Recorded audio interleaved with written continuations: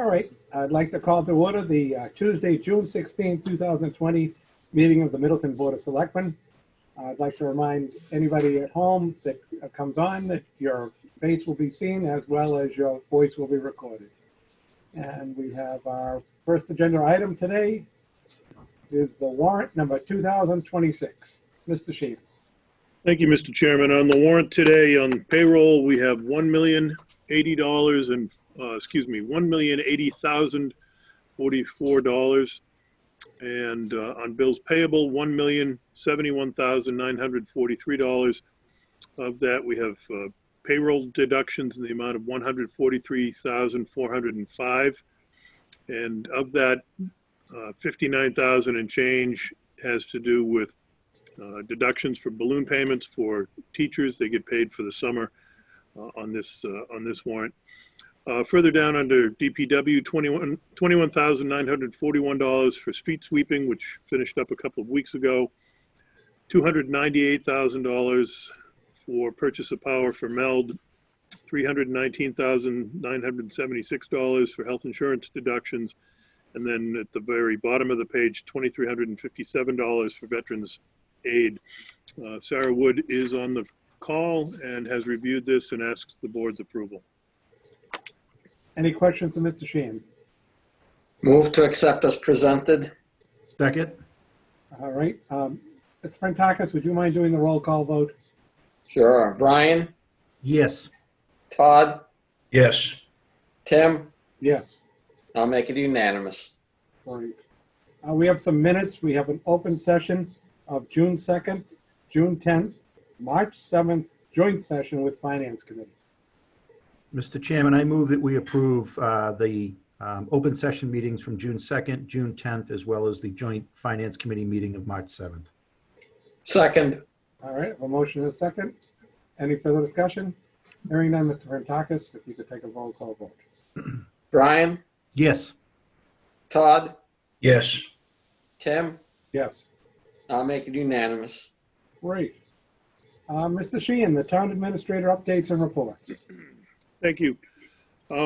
Last week, the board adopted procedures for outdoor seating, outdoor dining areas for local restaurants. The option has been taken up so far by just one restaurant. Maggie's is the only one to take advantage of it formally yet. We do have a couple of others that we've heard from that are moving in that direction. I also understand that Teresa's is open on their patio. They have an approved patio seating area anyway, so my understanding is that they're serving outside as well. So we expect that this will pick up. I don't know how long it takes for these places to stock up on the food that they need and get their people back. So that may be part of the reason. So we were ready for an onslaught that didn't really happen, but I do want to give thanks and credit to Katrina O'Leary, Scott Fitzpatrick, Derek Fullerton, and Chief Martinock for working together last week after the board voted to get, and even before the board voted, to get this process in place so that we were ready to go. On the one that we did approve for Maggie's, we get that out in about a day and a half. So we moved pretty quickly on that, and that included a couple of inspections too. So it went pretty well. We hope to see more restaurants open up before too much longer. Have you received any comments from the public on this outdoor seating? We have not. My office has not. Okay. Wanted to congratulate the organizers of the Black Lives Matter rally on June 5th. Event was well attended, and I think the chief counted 230. I think there was close to 300. 300, maybe it was 320. So good turnout, fully peaceful, and no issues. So very positive event. Reminder that the annual town election is this Saturday from 10 a.m. to 4 p.m. at the Fuller Meadow School. Voting will be in the cafeteria. you can go in the main door, the double door at the top of the ramp, go down the ramp, and then go into the calf. And then the exit is out the side door, right out to the parking lot. So sort of a one-way circulation. I know the clerk is on. There's been a good turnout so far in absentee balloting on this one. So we're not quite sure what to expect on Saturday. Town meeting is next Wednesday, the 24th. We posted the warrant to the website today, the full warrant book. The one-page mailer that we did went to the post office on Saturday, so I expect that people will see that in their mailboxes. It's already hit. Came today, okay. I got it today too. Okay, I got great. it yesterday, actually. Oh, okay. So glad to see that that's getting out. We did arrange with Steve Clifford of the school department to have a portable air conditioner brought in to Howe Manning in order to keep the gym cool, or get it cool at least before the meeting starts. It might be too noisy to keep it going during the meeting, or keep it going at full blast, but we'll do what we can to get it comfortable before the meeting starts. We also have the cafeteria available for overflow, which has built-in air conditioning. And then on Thursday this week at 6:30, the moderator, the town clerk, and I are going to be doing a pre-town meeting, the sort of standard pre-town meeting that I do before most town meetings. This will be a little bit different. It'll be a Zoom pre-town meeting. We will be able to take questions or chat comments from people. We'll talk about, we'll address it in the normal way, the individual articles. I'll go through the individual articles, answer any questions that there are, but we'll also talk about the logistics and what we're doing in terms of comfort and social distancing, and making sure that we have a safe atmosphere for people, or as safe an atmosphere as we can have. So we're confident that we're still working out the details. We met again this afternoon and continue to tweak that, and so we're confident that we'll have a good protocol in place for next Wednesday. A reminder that real estate tax bills are due on the 30th. They were actually due on the 1st. The board had given a 1 month, had pushed that deadline back a month, and then offered a 30-day grace period. So the grace period ends on the 30th of June. As long as you pay by the 30th, there are no late fees. This only applies for bills that were due on March 10th or later. So if it's an older bill, there's no grace period there. And then finally, a couple of public works projects, one a local project, or one an in-house project, one an external project. Mass DOT is finishing up, I believe tonight, the repaving of Route 114 on North Main Street. And then we expect that Allied Paving will begin the Maple Street, Liberty Street intersection reconstruction probably the week after next. They may start to mobilize and get things in place next week, but the actual work should begin the week after next. So, and that's all I've got for updates for tonight. Any And questions? Andy, how long is that Maple Liberty Street work expected to take? It's going to take a couple of months, Costa. I think the contract gives them till December 31st, but the idea all along was that they would start after school got out. Obviously, school got out at a little different time than we expected this year. They weren't able to mobilize sooner, but the expectation was that they would be substantially done before school gets back into session. So, Okay. So we're hoping to see most of it finished up over the summer, and then there could be some final grading and tweaking and paving before or after school gets back. So, Andy, 2 questions on the 2 projects. So is there any opportunity for the Maple and 62 project for, traffic is picking up again as more people are traveling and returning to offices and work and so forth. Certain times in the morning when it's the heaviest traffic there, and certain times in the afternoon, is there going to be some level of consideration that can possibly be managed on that in terms of the time frame of, road closures, diversions, and others? Yeah, when we initially bid that out, I think we had a start time of 9 a.m. Because we wanted to be behind the buses and rush hour traffic. So, we'll keep an eye on that. I don't recall offhand if we relaxed that when things shut down. So I'll double check on that though. Okay, and then the second question, the other project, which is the repaving on 114. So one of the abutters had contacted me about, I'm not sure if they reached out to you or the Public Works, but where the lane goes from a single lane to 2-lane heading towards North Andover at the intersection, there's historically been like a painted swerve in the road that opens it up, and it's technically it means if you go by how it's painted, people can't pull in to take a left into any of the businesses there, or going north towards North Andover, you can't take a left into the houses that are there. And they were wondering if there could be any consideration brought into that before Mass Highway repaints that.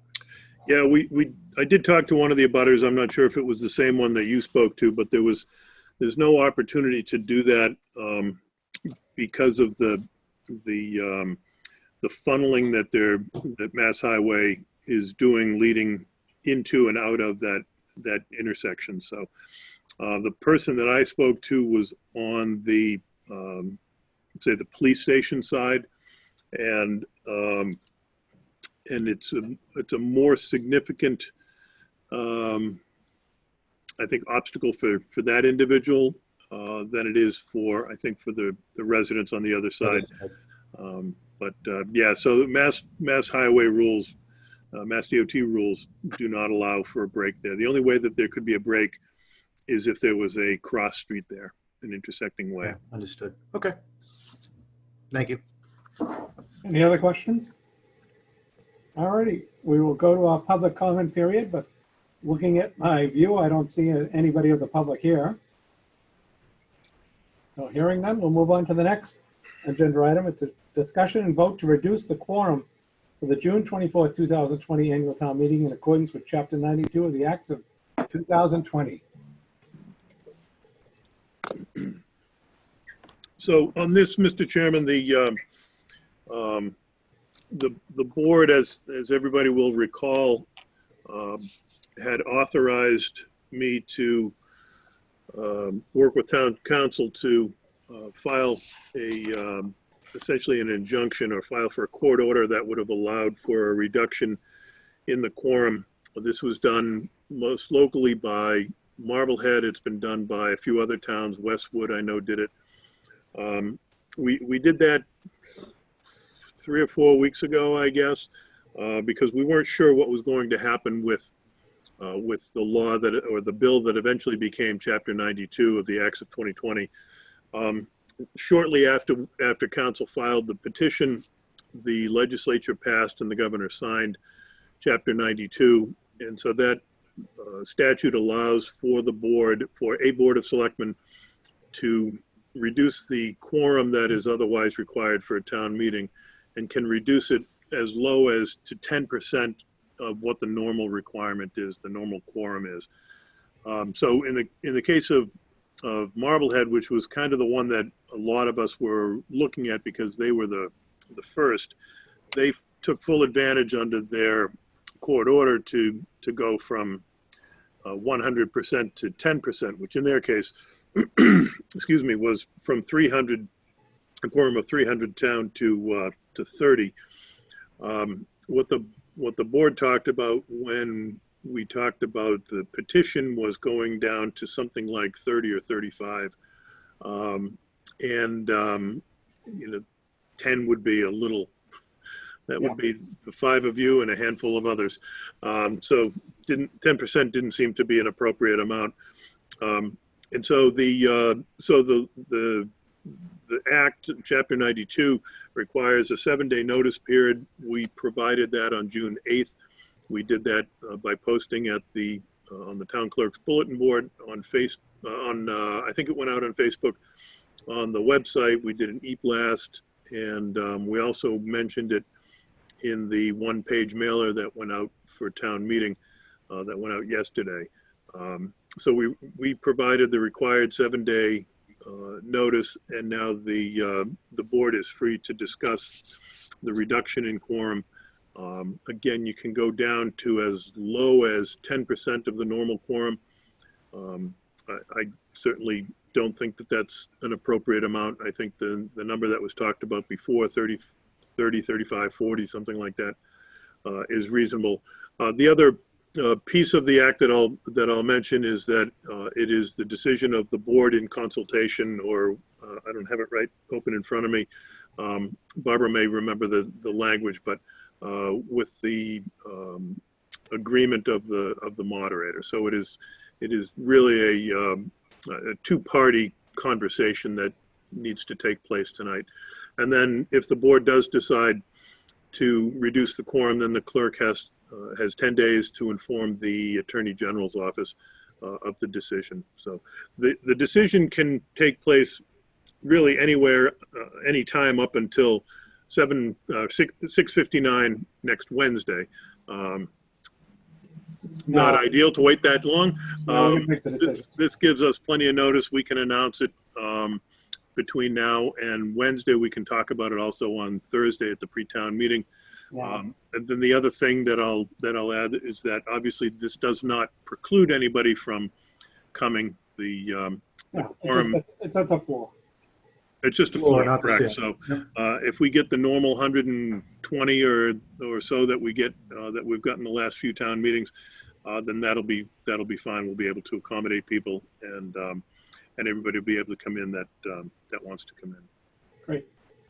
So, Mr. Chairman, I would move that pursuant to the law change that allows for this to occur, that Well, Mr. Christ, I'm going to stop you for a second, because I don't think you're going to make a motion, because I think what Mr. Sheehan has just said is we're going to have a conversation with the town moderator. I was going to make a motion, then start the conversation, but Great.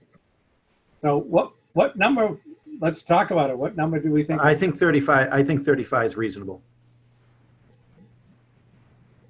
I'm in agreement. Ms. Yeah, Pivotal? I think that number is sufficiently large to be, diverse, but sufficiently small to ensure a quorum. Barbara, what is your opinion? I think that's appropriate. You have to keep in mind that between you and the Finance Committee, there's approximately 12 members. So you never want to look like you have the majority in any voting situation, because you want the residents to have an opportunity to express themselves and have a fair opportunity at voting. So I think 35 does that. I think we have to make it clear that the Board of Selectmen are doing this because of the legislation that the governor recently signed, that this is only being done because of the state of emergency due to the COVID virus. And that, in my mind, one of the reasons that I feel comfortable supporting this is because of the Board of Selectmen was so willing at last week's meeting to limit the warrant articles to only the essential fiscal articles necessary to continue running the town efficiently. Anybody else have any further discussion? Mr. Cresta, did you have a motion? I'd like to make a motion, Mr. Chairman. I move that we approve the adoption of the law change that allows for a temporary one-time reduction in our quorum for our annual town meeting, and that quorum would be 35. I have a Second. motion. Do I have a second? Second. A motion and a second. Any further discussion? Mr. Prentakis, could you take a roll call vote? Brian, Yes. Todd, Yes. Tim, Yes. it's unanimous. All righty. Mr. Chairman, if I could just jump in and add one more comment, not really related to the quorum, but related to the last point that Barbara made. I did reach out to the petitioner of Article 12, and he got back to me. Actually, I reached out to him today. He got right back to me within, I think, an hour. He is willing to pass over Article 12. Right. And I told him that the board had voted to commit to put that on the next town meeting. So he didn't have any issue with that. So we're now down to 11 articles. And that would mean if we have a fall special town meeting, it would be that period. And Correct. We're not going to require him to go out and get 100 signatures. Correct. Right. And I told him that. Okay. Great. All And right. Mr. Chairman, if I can just add one thing, Andy already said it, but I think we can't emphasize often enough that this doesn't set a maximum number of attendees. It sets the minimum number, and anybody that wants to come that's a registered voter is encouraged to be there. Great. Thank you, Bob. All righty. We're going to move to our next agenda item, which is to review and approve a fiscal year 21 1/12 budget for the month of July 2020, and discuss the full year 21 full budget, just in case we don't reach the quorum. Thank you, Mr. Chairman. So Sarah is on the call if there are any detailed questions, but essentially, and I think my memo fairly well describes what we've done here. The one of the earlier bills the relief bills that the legislature passed allowed for cities and towns to adopt what's known as a 1/12 budget. The 1/12 budget is available to regional school districts and in times where a majority of their members cannot reach an agreement or adopt a budget. It's also available to cities when they are unable to reach a budget or adopt a budget. It has not previously been available to towns. I'm not sure that there was ever a situation like we're in now, where the legislature gave this authority to towns, but we appreciate it. We're not fans of it, as I've made clear, but we would be remiss if we didn't plan accordingly, just on the on the risk that we don't get a quorum or something happens on next Wednesday or between now and next Wednesday that prevents us from having a town meeting. So we will, if we do not have a town meeting, and again, this is all sort of hypothetical, but if we do not have a town meeting between now and June 30th, we will do this 1/12 monthly budget adoption every month. So we will bring to you for your adoption a monthly budget. This week we're bringing you July. After, if the board approves it, we will send it into the Division of Local Services for their review and approval. They will presumably approve it, and then if something happens that we're unable to have an adopted budget, full year budget, we would be able to go forward and keep the lights on as of July 1. So the 1/12 is based on the current year budget, the fiscal 20, the year that we are in right now. It is not based on the fiscal 21 approved budget, or budget, I should say, recommended budget, recommended by the Board of Selectmen and the Finance Committee. So it's 1/12 of what was approved at last year's annual town meeting, with any adjustments thereto.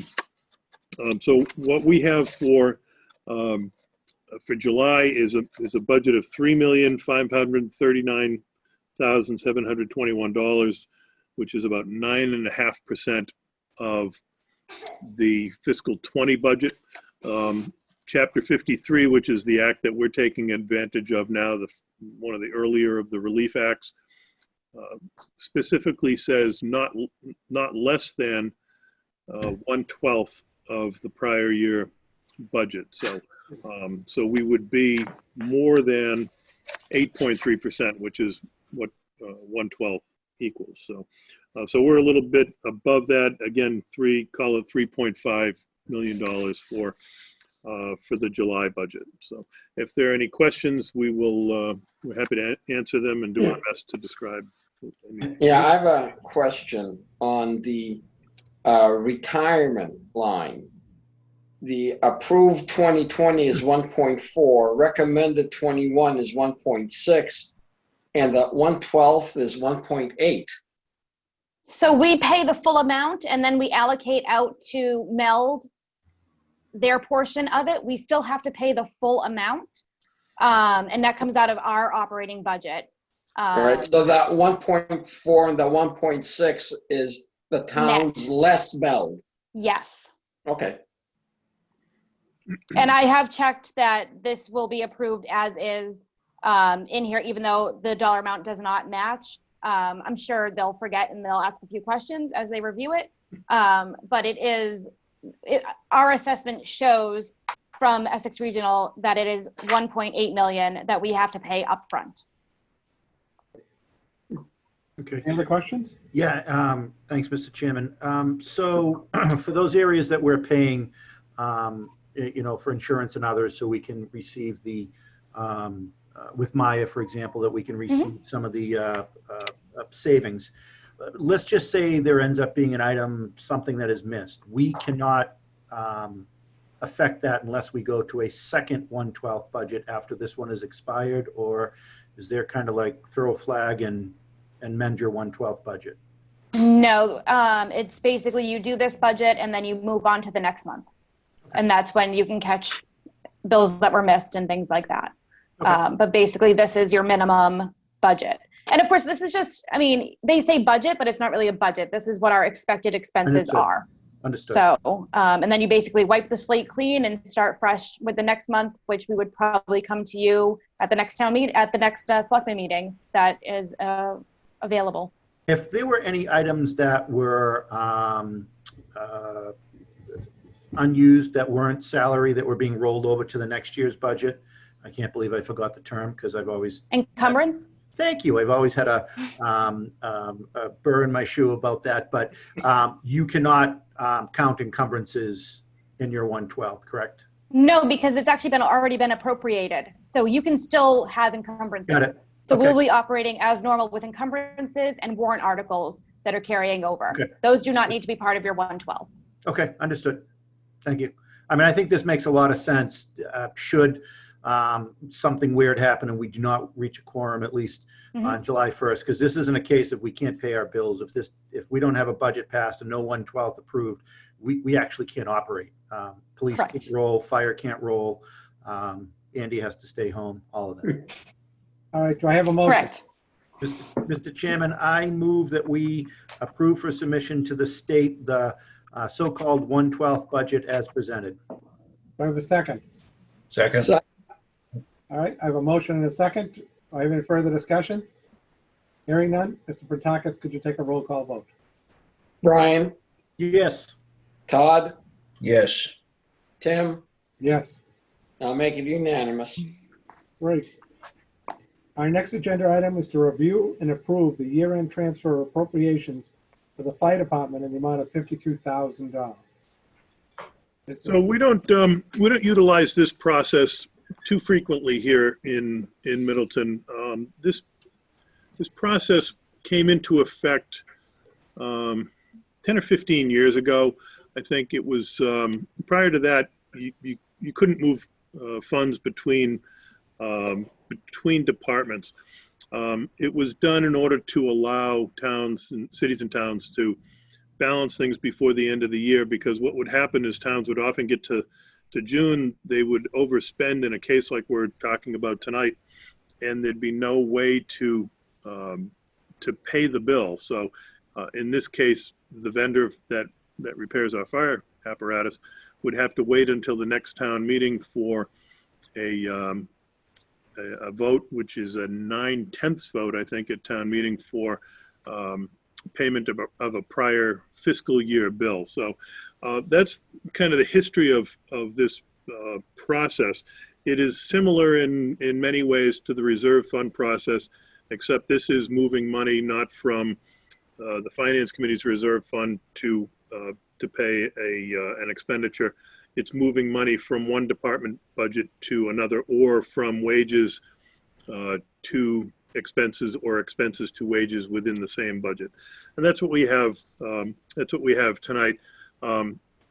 We had talked over the course of the fiscal year about some repairs that were needed at the on fire apparatus, and we've been watching it. We knew that there was a good chance would be in this position at the end of the year, and so what we've put before you tonight, and the Finance Committee will take up next Wednesday prior to the town meeting, is a transfer of appropriation in the amount of $52,000, and this would be from fire department part-time wages to fire department equipment repair. So it's all within the fire department, but we're not allowed to spend wages on non-wage items and vice versa.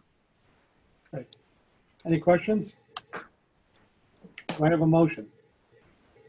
I'll move to approve the transfer within the fire department in the amount of $52,000. Do I have a second? Second. I have a motion and a second. Any further discussion? Hearing none. Mr. Ratakis, can you take a roll call vote? Brian, Yes. Todd, Yes. Tim, Yes. and I'll make it unanimous. Great. Our next agenda item is to review and approve the ambulance write-offs for fiscal year 17 in the amount of $96,429.60. So we do this now every year as part of our financial management policies. We adopted the practice of doing this on an annual basis going back 3 years. We used to do this on a sort of occasional, infrequent basis. It makes sense. I think the auditors had recommended that we do this on a more frequent basis, or on a more regular basis. So what we have before you is the uncollected revenues or uncollected receivables from fiscal year 2017. The amount outstanding is $96,429.60. Of that, and I don't know, I don't think we didn't give you the backup because there's protected health information in there. But when you go through that, the majority of these, the vast majority, 72 of the 106 items are self-pay individuals. So they're people either without insurance or on a high deductible plan, and the insurance paid the insurance paid a piece, and the patient is responsible for the balance. That was 72 out of the excuse me, not 106, 96 cases. 72 were self-pay, 23 were NAFCare, which was the company that used to provide medical service at the jail. And then of the 96, only one was an insurance company that was not paying. So it's a startling number. We certainly get that. We seem to be doing better with Correct Care. I think that's the name of the company now, Chief, that is handling this. But no question, this is not a number to take lightly. So, but we want to clear the books. One thing I'm confused about is, I get it's not a large number, it's 24 plus or minus, but 24 of these cases are cases for inmates at the jail with a vendor for the sheriff's department that was supposed to manage this. I'm confused why we're not being paid for something that is services that are required to be provided by law for inmates that ultimately the Essex County Sheriff and or the Commonwealth of Massachusetts is responsible for. That I don't understand how that ends up being paid. Brian, let me clarify something. Andy, you were going off of the old numbers with the full amount that we had intended to when we backed off a few to write off. Oh, I'm sorry. Right. There's only 12 that we are writing off that are jail related items. The rest, which is about 60, I understand your point, is about 59 is self-care. Just because we're writing them off doesn't mean that they won't pay. No. These I are still at understand that, but FFR. I think that should be like crystal clear that, this was an entity that we had a contract with, that we had contracted rates with that they agreed to. And they were a contracted vendor to manage this on behalf of the Essex County Sheriff's Department. So, and I'm not sure what the amount is. I'm not asking because of protected health information and PII and HIPAA, but I'm like considerably concerned that the Sheriff's Department and their vendor, albeit it might be a small number, I don't even know what the total value is, but they're not paying that bill. And I don't know if we have any history of that in the past. I mean, I didn't know in the past. I figured they were all either private pay or individuals that couldn't be found. But, how many in 16, 15, 14, and 13 were Sheriff Department invoices for services that weren't paid? They were a very small portion. So, but I got to tell you, I don't want to write off anything from the Sheriff's Department because I want to hear the Sheriff's Department tell us why we're not being paid for services that we're provided, that we have a provider agreement with. Granted, there is a new vendor over there providing this for the Sheriff's Department, but we've historically had rates that we agreed to, and then within that agreement, they would pay. Now, I would understand if the billing wasn't done correctly and there was problems that happened. So I won't support that. I would support the other ones being written off. And I understand, Sarah, that doesn't mean we cannot continue to collect. I mean, if need be, I'd ask that we have the sheriff or somebody on his medical side come in and meet with us and explain to us why we're not being paid for services that we're providing to the Sheriff's Department. Secondly, the other point is, Andy, I know you and I have talked about this in the past, FH Can out of North Andover, and I had conversations with them, then COVID hit, and all of that got put on hold.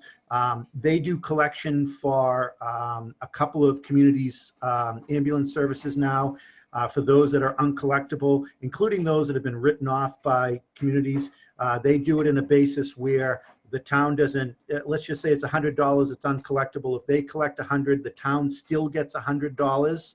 And there's a fee that is tacked on when the collection is made, which is where FH Can in their collection business. They do this for a slew of companies, including the federal government, for student loans, multiple cities and towns. And when I talk to them, I think there's 4 or 5 communities, they do this for their municipal ambulance. We would still have the ability to say, no, don't collect that. If it is surely a case of collecting it would be an extreme hardship for somebody. But one of the towns that they had, when I had spoken with them, was a pretty significant amount that they had collected that they had historically expected to be uncollectible. In addition, their billing company had told them would be uncollectible. So, now that we're a little bit on the other side of COVID, I'd like to re-engage with FH Can. But back to the first point, I, for the life of me, do not understand why the Sheriff's Department and their vendor is not paying the bill to us. As the, and if that's the case, the Sheriff's Department can get their own private ambulance service. Yeah, Chief, I don't know if you have any insight into this. I think this was, a lot of these were around the time that NAFCare was leaving and the transition was in the works. I'm not 100% sure of that, but I apologize for putting you on the spot, Chief, but I don't know if you have anything that. Well, that was, it could be, I mean, we ran the numbers for, I had them run the numbers for 16, 17, 18, and 19. 19 is much lower than this. Brian, some of those, like today, we went up to intake, they weren't in the system yet. So the company has nothing to do with them yet. So they're like a self-pay. That's probably a small portion of that also. But I agree with you. I mean, they should be paying these. This company is actually doing very well so far. So, I mean and we can look at it. I'm not trying to be a pain in the you-know-what here, but when we had a previous agreement with the Sheriff's Department, I think items like this were probably a little bit easier to overlook. We're not a vendor that they call when they need, and they have 3 different vendors they call from. We're it. When they call, you arrive, Chief, Chief DG arrives, your men and women arrive. So we should be paid fairly. Quite honestly, that is very unfair to the residents of this town, that, including those that are private pay or high deductibles, that are actually paying their bills, that and sometimes are very difficult. I've had folks call me where they've had large bills because of co-pays and deductibles, and they've paid them. So I'm more than willing to write off everything but the piece for the sheriffs, and I'd like to hear from the sheriff. And if it's a case of somebody's not in the system yet, they will enter at a later time and should be able to be entered. If it's a case of Navicare was on their way out, somebody's on the hook for that. It's either Navicare or the sheriff's department's on the hook for it. Unfortunately, we end up on the hook for it. Sarah, is there any problem to the town if we hold off on writing off those particular ones? No, I can give you a new dollar amount right now. Okay, So the amount now being proposed is $77,414.60.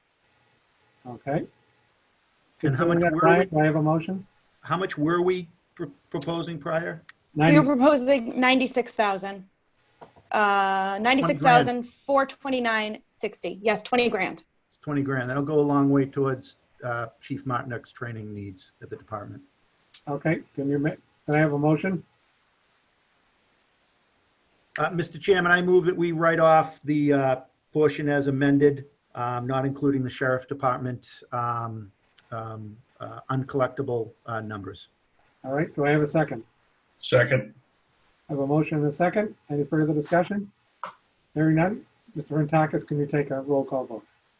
Brian, Yes. Todd, Yes. Tim, Yes.